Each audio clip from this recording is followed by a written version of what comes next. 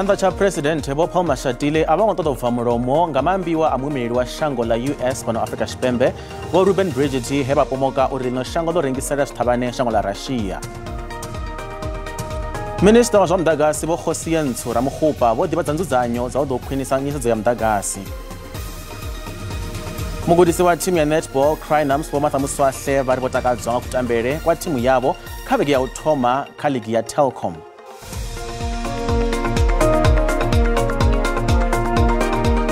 Da, ndi madekwana ri kuvatanganedza kha Mafhungo a Tshivenda kha SABC 2 na kha DTT na ndi pitshanduko ligege.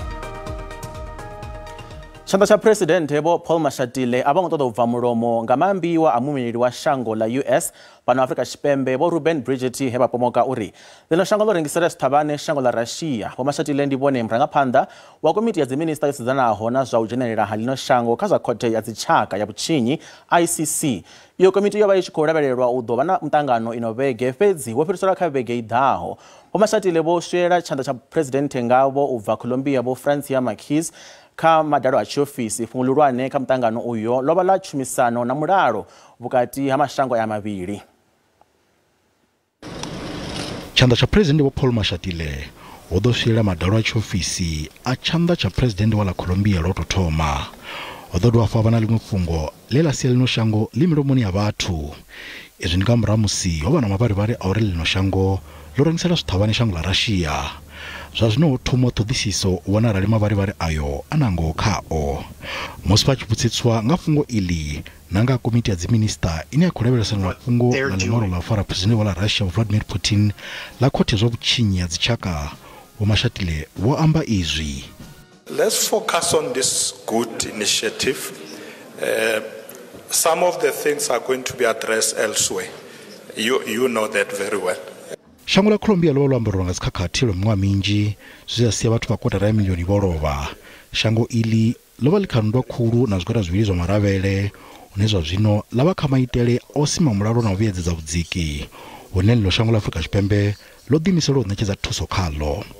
We support peace and peaceful resolutions of conflicts, and working with Colombia gives us an opportunity to contribute to that, not only in Colombia. The Vice President indicated when we met that they are very interested working with the African Union.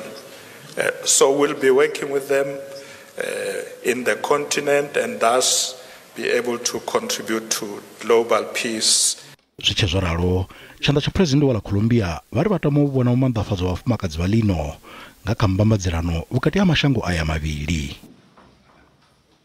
Minister ofisini ya President Vho Khumbudzo Ntshavheni vho bva mulomo nga amambiwa a mwimiliri wa shango la America pano Africa Tshivenda kha zwa pomoka uri lino shango lo rengisela zwithavhane shango la Russia. What has happened is that the ambassador has not followed diplomatic channels in terms of dealing with issues in South Africa, and it's not the first time that has happened. The ambassador tends to use what we call megaphone diplomacy, and it doesn't work. If the US has concerns about anything in South Africa, they are allowed to raise their concerns, but there are channels. The channels, they need to contact the DECO and say, these are the issues that we have, because we have a relationship with the United States of America.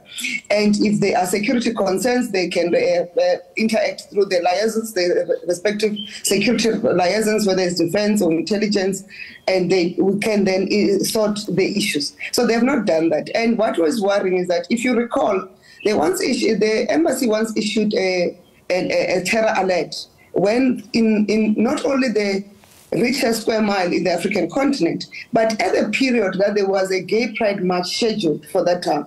And if you know that in our continent we are faced with challenges of homophobia, when you issue a terror alert based on not ascertained information, you are saying the LGBTQI community are up for being targeted. Anybody can do anything. And country we've said we protect all South Africans and we protect everybody, and they did that without even contacting us and ascertaining whether their information they've gathered, because they don't gather at the extent at which we gather in the country. Whether that which they've gathered is the same compared notes with us. We have a cooperation agreement on security matters to say what do you see, what are you having, and this is what we have. And we didn't compare notes, they didn't compare notes, and they want to treat us as if we're one of their states there. We are not one of their states. We are a sovereign state. We are a republic. We are not going to co-govern with the ambassador of the US. And for the DECO to demarch is part of the diplomatic channels that we use to express our unhappiness. Mongwari General wa ANC bo fikile mbalula bo hanedza mivigo ya uri komiti khulwane ya lihoro libusi ivundu la KwaZulu-Natal hune ya kutandulula thaidzo dza buranga phanda ha vundu. As the ANC would love him to come, but you know that ICC is a major obstacle for us, and now that they've issued a warrant of arrest, it imposes challenges for our government. You know, there is precedent. A head of government came here, and then a court judgment was issued against our government. So as much as our government will not hesitate to have him here, it must be guided by the law and not repeat one and the same mistake all the time. And if that were to be the case, that is anti-government policy in relation to what is happening now in Russia and Ukraine. It undermines South Africa's integrity, territorial integrity and integrity of South Africa as a government. The president must act on that. Zwazwino ri livha kha vhupfiwa avo vha rumela milaedza nga ha fhungo le ra vhudzisa kha seṱari lashu la Facebook herari mupresidente Vho Cyril Ramaphosa vha ri muvhuso u khou ṱoḓisa arali nangoho Afrika Tshipembe ḽo ṋetshedza shango ḽa Russia zwithavhane vhone ngeo hayani iḽi fhungo ḽi khou vha fara hani. Ri ḓo thoma ngavho Mpho Thoba u bva Rustenburg Phokeng vha ri nṋe ndi vhona ḽa Afrika Tshipembe arali zwingoho uri ḽo ṋetshedza ḽa Russia zwithavhane ḽi fhungo ḽa vhuḓi sa izwi vhushaka vhukati haya mashango mavhili vhu tshi sumbedza hu ha vhuḓi.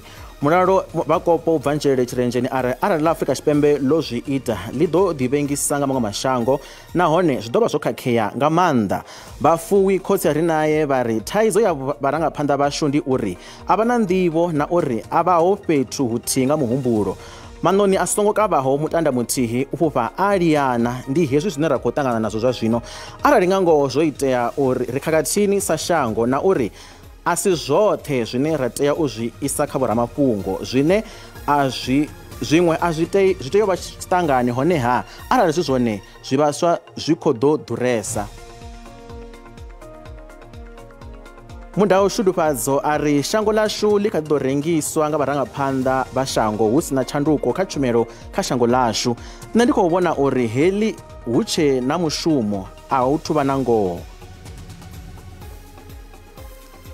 Nomli Mudau ari ubva Jamestown nṋe ndi pfa zwi sa pfali na luthihi ndi ngani ni tsasaladza u govhelwa ha Ukraine ngeno no thusedza kha u fha zwithavhane. Ruri wa vhupfiwa havho a ri sa phanḓa na mafhungo ashu minista wa zwa muḓagasi Vho Khosiyentsho Ramokgopa vha ri shango ḽi khou dzhena kha khalaṅwaha ine ha vha na ṱhoḓea khulwane ya muḓagasi. Vho Ramokgopa vho fulufhedzisa uri vha khou ita zwoṱhe u lingedza u tandulula khaedu ya muḓagasi. As a result of load shedding, a number of people continue to lose their jobs. A lot of households don't know where to get their next meal because breadwinners have lost jobs. So this is a particularly trying period in the history of our country. So we are alive to that and we are doing everything possible to ensure that we address the situation. ESCOM does remain on track to ensure that we are able to return the 3 units at Kusile as indicated before. The timeline that we have, it's about November and December, and cumulatively these 3 units should give us 2,100 megawatts. So what is it that we have achieved since we met in this format about a week ago? First is that ESCOM has an open application for the distribution demand management program, which provides a financial incentive for demand reduction by commercial and residential customers. We did make the point, if you remember last week, that demand-side interventions are going to be a focal point as we enter into December because the initiatives at the household level, they are cheaper and faster. Of course, once we aggregate the number of households and commerce that are participating, we are likely going to see this result coming to fruition rather rapidly. So what this program does really is to provide an incentive, financial incentive for every megawatt there's an incentive of 3 million rand. Of course, we do want to give the assurance that we are going to build some degree of assurance to ensure that those that are deserving are the ones that are going to receive this incentive. Mafhungo khadwa manji basontuchira kule riabuya zwene zwino.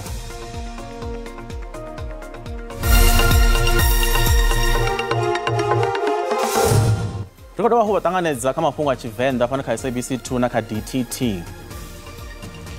Muambasada wa America kha linobo Ruben Bridget bo visa fhungo la uri lino shango liko nekedza zwithavhane shango la Russia zwine zwithavhane izwo zwa khou shumiswa u thasela la Ukraine. Izwo zwi tou vha u phapha mbulu nṱha ha iṅwe kha randa ine ya khou mbwandamela. Randa ai khou shuma zwavhuḓi tsha mulovha yo ḓo hotefala tshoṱhe nga nḓila i sathu vhuya ya bvelela he ya swika kha 19.30 cents musi i tshi vhambedzwa na dolara ya America. U mbwandamela ha ndeme ya randa zwi khou ṱumanywa na zwithu zwa tshivhalo zwi katelaho thaidzo dzi sa fheli dza muḓagasi nṱha ha zwiṅwe.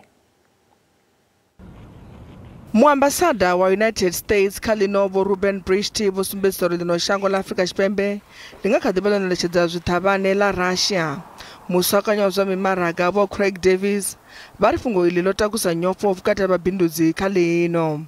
The concern in the financial market is, there could be sanctions on South Africa, and it looks like quite a big mistake that we've probably sided with the wrong side here, and it's a very confusing signal. But the US government to take a very dim view of all of this, and it's given the market a real fright.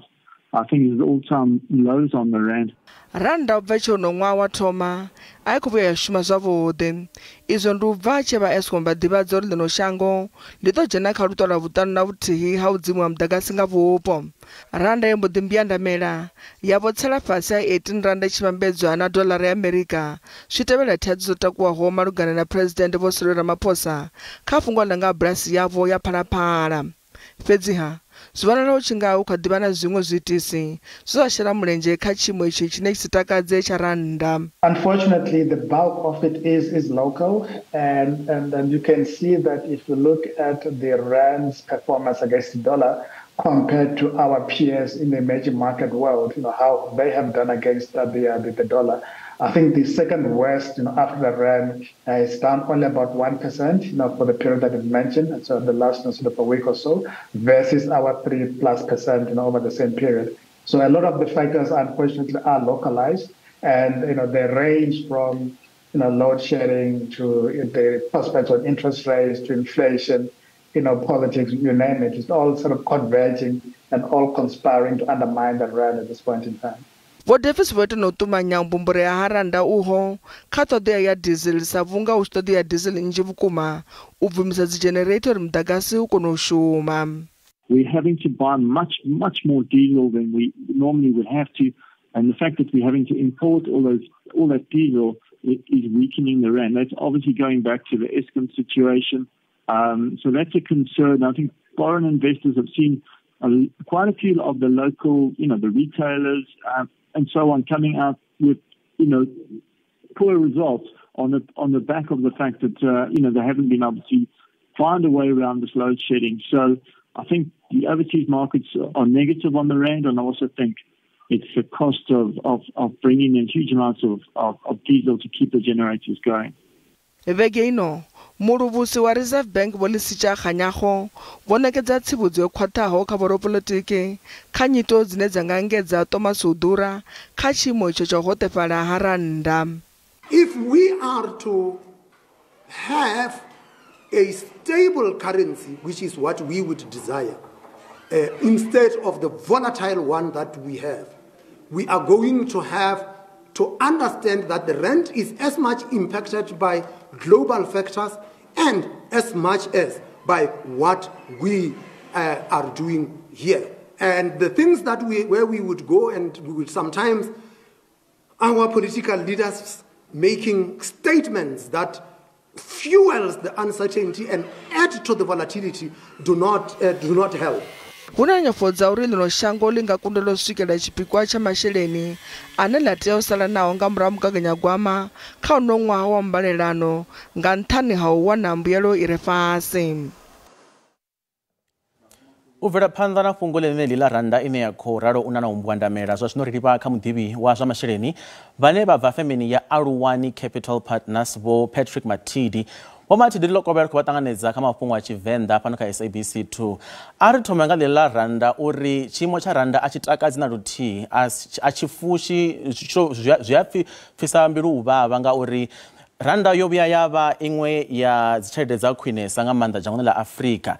Fhedzi mulovha yo swika hanefha hune ya vha i khou lingana na 19 randa. Doḽara ya Amerika i khou lingana na 19 randa ya fhano Afrika Tshipembe. Izwi zwi khou vhangwa nga mini?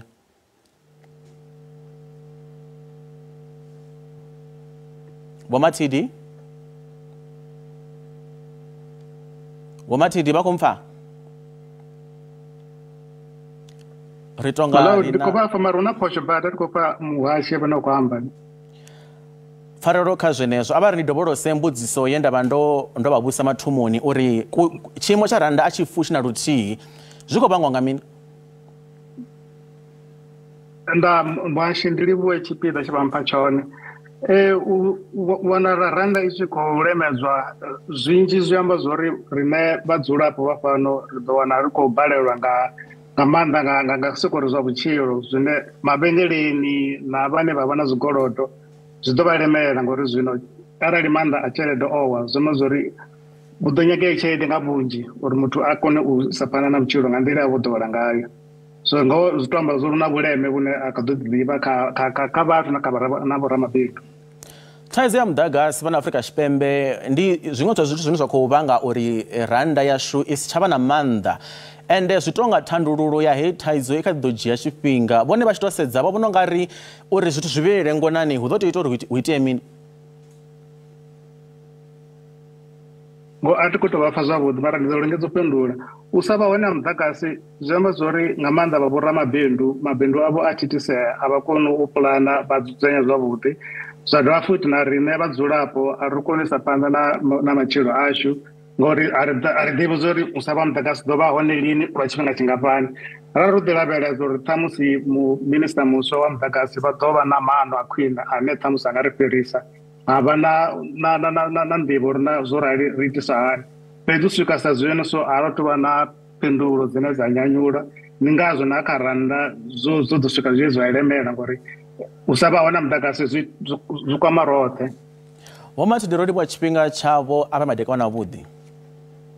Nda zwa zwino ri vha ḓisela mafhungo hu na phosho nga maanḓa nga hafho tumenda fana tshithu. Zwa zwino ri vha ḓisela mafhungo a zwa ikonomi hune randa ya vhonala yo dzika musi tshipambedzwa na maṅwe masheleni malwa na ḽifhasi. Doḽara ndi 19 rand 28 cents, bondo ndi 24.09, euro ndi 20 rand 97, pula ndi 1 rand 38 cents. Mikovhe fhaḽa JSE i nṱha.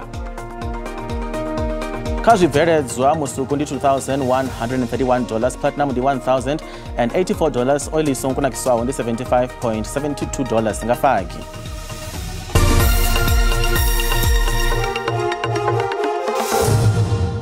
Mugudisi wa thimu ya netball ya dzi Crinums Vho Martha Muswahle vha ri vho takadzwa nga kutambele kwa thimu yavho kha vhege ya u thoma kha ligi ya Telkom yo takutshedza mafheloni ya ṅwedzi wa Lambamai vhuponi ha Seshego nnḓanyana ha Polokwane.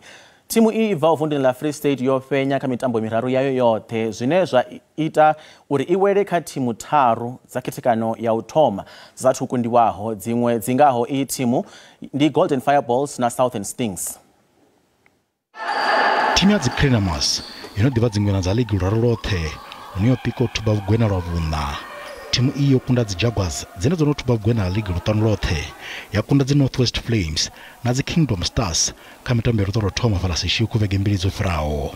Nga ḓa u fenya kha mitambo iyi mugudisi vha ri hu kha ḓivha na mushumo munzhi. We still have to work and polish the attack, move the ball and with all the speed, ball speed and hand speed, we need to work on that. We need to work on the decision making on attack and also need to tighten up the defense and work hard on defense, sit man to man and turn each and every ball that we can turn. So there's a lot of work to be done. Na vhaṅwe vhatambi vhahulwane vha tshi ḓo vholiva kha thimu ya lushaka ya dzi Proteas fhedzi mugudisi varafulufulu kha vatambi vhaṱuku. The depth that we have, I think we're quite happy. We're working towards something. We have 18-year-olds in the team and we're quite excited about what they can bring.